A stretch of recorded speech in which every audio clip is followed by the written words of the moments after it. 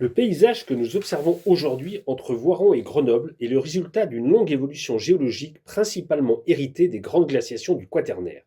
Il y a environ 25 000 ans, durant le dernier maximum glaciaire, un vaste glacier occupait toute la vallée de l'Isère, façonnant profondément les reliefs que nous connaissons aujourd'hui.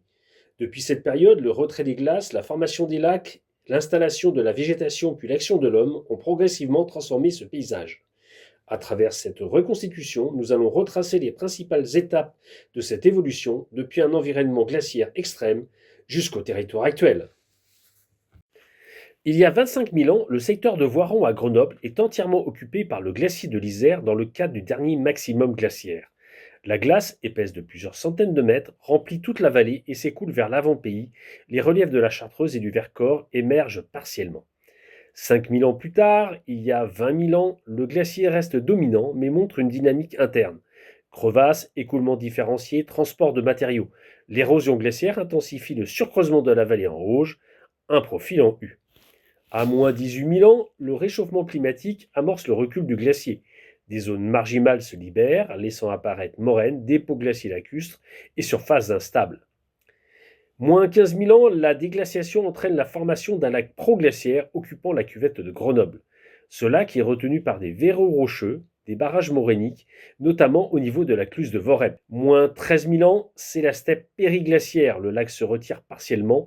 Le climat reste froid et sec avec un environnement de type toundra-steppe, sol gelé, pergélisol, végétation rare, réseaux fluviaux en tresse. Moins 10 000 ans, une transition post-glaciaire. Avec l'amélioration climatique, les premiers couverts végétaux s'installent. Bouleaux, pins, les sols commencent à se stabiliser et l'hydrologie devient plus organisée. Moins 8000 ans, la forêt tempérée, le développement forestier devient massif. Les espèces caducifoliées colonisent la vallée. Chênes, noisetiers, tilleuls. Le paysage se rapproche d'un écosystème tempéré et stable. Moins 5000 ans, le néolithique. Les premières sociétés humaines modifient le milieu. Défrichement, agriculture primitive, élevage, les clairières apparaissent dans un paysage encore largement forestier. Au Moyen Âge, le paysage devient anthropisé. Villages structurés, culture permanente, réseau de circulation, la déforestation est importante et le territoire prend une organisation proche de l'actuel. Aujourd'hui, le paysage de Voiron et de Grenoble correspond à un système anthropisé installé sur un héritage glaciaire. Vallées larges, surcreusement glaciaire, sols fertiles, dépôts glaciaux lacustres, organisation agricole et adaptation humaine.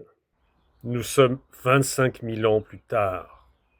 L'image que vous allez découvrir va peut-être vous faire peur, mais c'est peut-être la pire des réalités qui puisse arriver.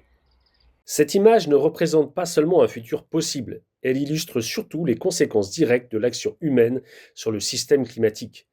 Depuis le début de l'ère industrielle, les activités humaines, combustion massive d'énergie fossile, déforestation, artificialisation des sols ont profondément modifié la composition de l'atmosphère. La concentration en dioxyde de carbone a atteint des niveaux inédits depuis plusieurs millions d'années, perturbant l'équilibre radiatif de la Terre. Dans ce scénario extrême, ces perturbations déclenchent une série de rétroactions. Réduction de la capacité des sols et des forêts à stocker le carbone, augmentation des incendies, libération de gaz à effet de serre supplémentaires. Le système s'auto-amplifie, le cycle de l'eau est désorganisé, les sols s'assèchent, la végétation régresse. Mais derrière ces transformations physiques, il y a une origine claire, une pression anthropique continue qui dépasse les capacités d'adaptation des écosystèmes. Ce paysage transformé devient alors le témoin d'un basculement, celui d'un environnement façonné pendant des millénaires et profondément reconfiguré en quelques générations humaines.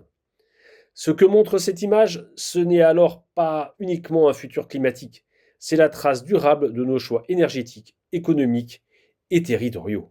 Mais ce futur n'est pas une fatalité, car si l'homme est à l'origine de ces bouleversements, il est aussi la seule espèce capable d'en comprendre les mécanismes et d'agir consciemment pour les limiter.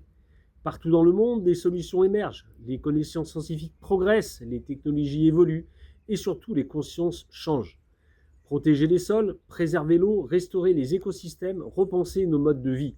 Autant de leviers déjà à notre portée. L'histoire humaine est faite d'adaptation, de remise en question et de résilience. Face aux défis les plus complexes, nous avons su innover, coopérer et transformer nos trajectoires. Ce paysage, aujourd'hui menacé dans certains scénarios, peut aussi devenir le symbole d'un équilibre retrouvé. Rien n'est écrit d'avance. Et dans cette incertitude réside peut-être notre plus grande force. Voilà, j'espère dans cette petite introduction de l'histoire de notre climat vous avoir donné envie d'en savoir plus. À vous de mettre toute votre force dans la sauvegarde de notre climat. À très bientôt pour une nouvelle vidéo. Ciao ciao.